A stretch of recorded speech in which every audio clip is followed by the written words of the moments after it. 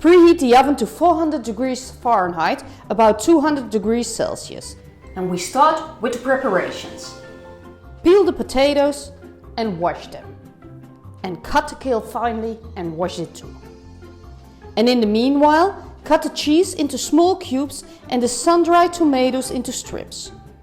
And when the prepping is done, we are going to cook the kale and the potatoes until they are done.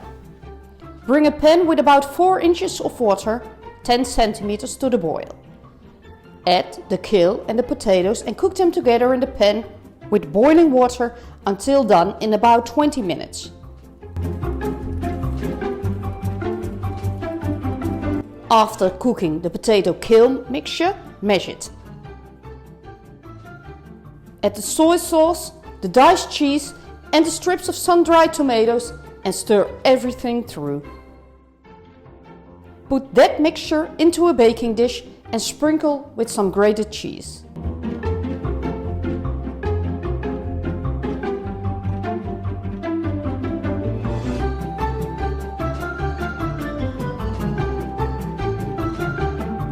And now we're gonna bake this casserole for 15 minutes in a preheated oven. Take your casserole out of the oven and serve.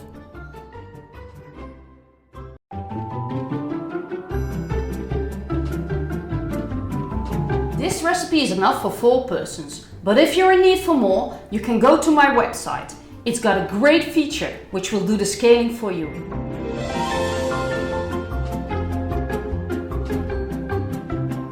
Thank you for watching this video. The full recipe can be found in the description. Don't forget to comment, subscribe and like this video. At my channel and at my blog you can find over 100 recipes that are easy to prepare at home. I wish you a lot of cooking fun and remember, it's a good taste.